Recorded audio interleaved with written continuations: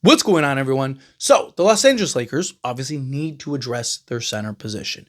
And one of the ways in which they could address their center position is the NBA draft. Seeing the Lakers already starting to work out various centers, there is a lot of centers, kind of project bigs, guys that can come in and maybe even potentially kind of play as like that third big role for the Lakers and free agency, right, as undrafted free agents, or even with the 55th pick in which the Lakers have. But also, you have free agency where there's several guys that you could potentially take a flyer on that maybe could come in and play that role. Again, whether it's as a backup big or even as a kind of, third big that you can operate. Jaxson Hayes is a guy that the Lakers could look to kind of keep around and maybe have him kind of, continue to grow under the Lakers banner. What is his market? How does that look? Right? He's just so incredibly undisciplined, right? He has some work to do, but he is still young enough to where you have this upside, you have this potential, right? Kind of keep him and work on him. He is, that high flying, athletic, versatile, kind of floor running big man. So there is an argument to be made there. However, one of the guys that I think is really worth discussing and kind of makes more sense than anybody, right? That is not so much as a starting center, right? You could even argue maybe as like even your first primary backup center, but rather than going and drafting a center with the 55th pick or, going and bringing in all these undrafted centers or whatever, I've even made the argument of why don't you look and shift to drafting 3-and-D wings, right? Can you get, like a Zion James, who is a guy that is a veteran, can play some defense already, and many believe is already NBA ready defensively, and can knock down the three ball with some consistency and kind of be a Lou Dort is what his pro comp is, right? Like, can he be this kind of, bigger version of that can slot in, play the 2, play the 3, and be a point of attack defensive athletic guard, right? Or athletic wing, right? Now you don't have to go and free up your or take up a roster spot and draft spot with a center if you just simply bring in Christian Koloko, right? Christian Koloko was that guy, right? He was the guy that was at very near future supposed to be the guy for the Toronto Raptors at the center position, and at times looked every bit the part. Right? He was a guy that was looked at as like, hey, this is going to be our franchise center at some point. And then obviously ended up having the blood clot issues and all that stuff. And it was kind of like, ooh, is his career done? Luckily, with new technology and science and medicine and all this stuff, we have seen that the blood clot issue is not as big of an issue as it once was, right? Damian Lillard recently dealt with the issue. They were able to clear that up. Unfortunately, he tears his Achilles. But you have, Victor Wembanyama, who ended up missing the season with it. But in all those cases, they all said, like, hey, they're going to be fine. Well, fast forward, Christian Koloko, he's good. He gets cleared, right? There was kind of like this waiting period, which was really weird, where like he was medically cleared, but like the NBA hadn't cleared him yet. And it was like, dude, like the Lakers can't just wait around forever. And fast forward, ultimately, he ends up getting cleared, signs with the Lakers on a 2-way, rather than going and getting an actual roster spot with some of these teams, because he wanted to be a Laker.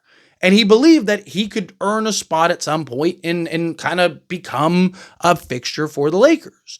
And we all were kind of excited about it, right? Because he is a versatile 2-way center that, yes, is a little light, right? Could use, a couple pounds without a doubt, right? He's, 225 pounds soaking wet, which, I mean, is still heavier than Jaxson Hayes, by the way. But, he is a little light. You'd like to see him add. Could he add, at least 20 pounds? Could he get to, or 15 pounds? Could he get to like 240 range? That'd be nice. But he gives you all the things that you're looking for, right? He's a better shot blocker than Jaxson Hayes. He's better disciplined than Jaxson Hayes, right? Gives you the floor running. He gives you the lob threat and athleticism. He also has shown the ability to stretch the floor and shoot the 3 ball and knock down the 3 ball, right? He is a guy that, I mean, on paper, makes all the sense in the world, especially as like a development big. He's still 24 years old, which is like a year older than some of these draft pick guys you're looking at. Like some of the names that are being linked to Lakers are like 23, 22 years old. Yeah, like if you can get, like a Rocco or something like that that's, 19, that you're like, like, hey, we could develop this guy literally the next 5 years and he'd be younger than Christian Koloko, right? Like, that's a little different, right? But outside, like, instead of going and drafting a 23, 24-year-old project big, you have that in Christian Koloko, who can be a roster spot, who can fill a void, who could be a guy that could play now and maybe actually get the opportunity. And the other thing you got to keep in mind, he's going to have a full training camp, a full offseason, a full preseason, a full regular season, right? Like, he's going to have the time. Something that you got to keep in mind about Christian Koloko that I think is very important to highlight, right? This is a guy that went from nothing, like literally not being able to have any overexerting physical activity, to, okay, now you're cleared for that stuff, to now you're in the NBA. Right? The guy, it's not like the guy had, a whole year. Like, yes, he had time to kind of work himself and, try to condition and whatnot. And I'm sure he was doing some exercise stuff, but like, that's the whole point of the book. Like, he can't be doing too much. All right, so then he's going to go from that to, like, now he's an NBA player. Well, at least now this offseason, he's going to be able to get a full workout. He's not going to have any restrictions. He's going to be able to just go. And we're going to get to see kind of his progress and growth and development. I wouldn't be shocked if the Lakers have him play in Summer League. And I'm excited for that, and I really hope he does. Right? I really hope we get to see Christian Koloko in Summer League, because I think that could be a good opportunity to just kind of display his talents and show like he's just too good for Summer League, and two, like actually deserves a spot on this Lakers roster, that he actually deserves to be a contributor in peace. I wouldn't be shocked if Christian Koloko is actually really good for the Lakers. Like, when I say really good, I don't necessarily mean like he's going to be like a 20-10 guy. Nothing like that. But I mean, just like, I could see him being like an 8-5 guy in a backup role. And like, maybe knock down the occasional three, give you a block shot, give you a steal, an assist. And, again, just like, you just watch him and you're like, man, he gives you, every time he's in the game, he gives you good minutes. Like, I could see that, right? Because like, if you look at last season, he averaged 2.5 points, 2.5 rebounds, and half an assist. Right? But the guy averaged 9.2 minutes per game. 9.2 minutes per game. How is he supposed, like, what are you supposed to do in 9.2 minutes per game? Genuinely. Like, he never even got the opportunity to consistently get and display what he was able to do. He only played 37 games for the Lakers. Right? So it wasn't like he had this like huge sample size with all these minutes and all this stuff. Like again, how much was he able to prove? But 37 minutes, didn't start a single game. Averaged 9.2 minutes per game, or 37 games, 9.2 minutes per game. Averaged 1.8 field goal attempt per game. Again, you get not even 2 attempts.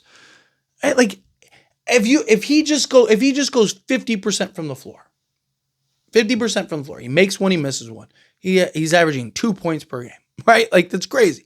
And he averaged 0.6% because he didn't even average 2 attempts per game. So he averaged 60% from the field. 3-point shooting, again, he has shown the ability to, but it's something he needs to continue to work on, continue to grow, continue to develop on. But again, you look at his 2-point percentage, 64.5% on 1.7 attempts. The guy was 65% from 2-point range, had an EFG of 60.6%, free throw shooting 71.4% on 0.4 attempts. So again, doesn't give you a huge sample size. 2.5 rebounds, half an assist, half a steal, half a block, and 2.4 points per game.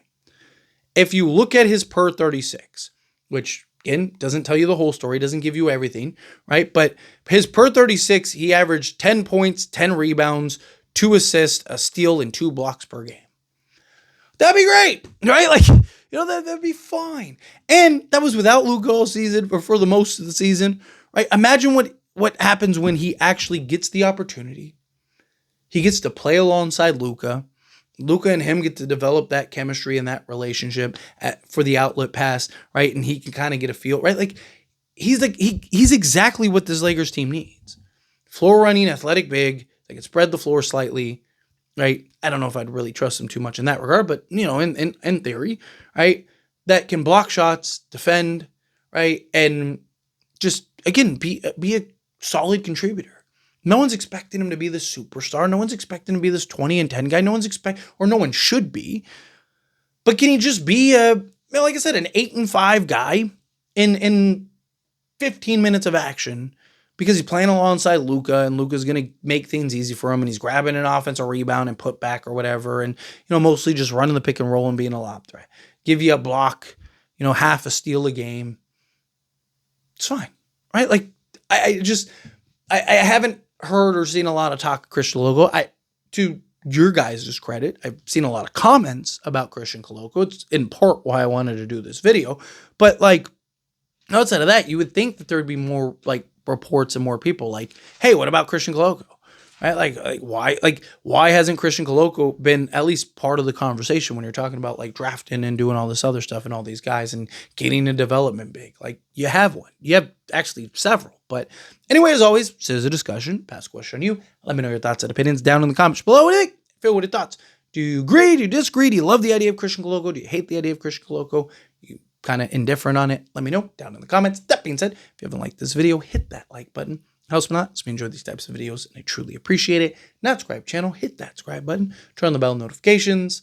Appreciate y'all. See you in the next one. Thank you.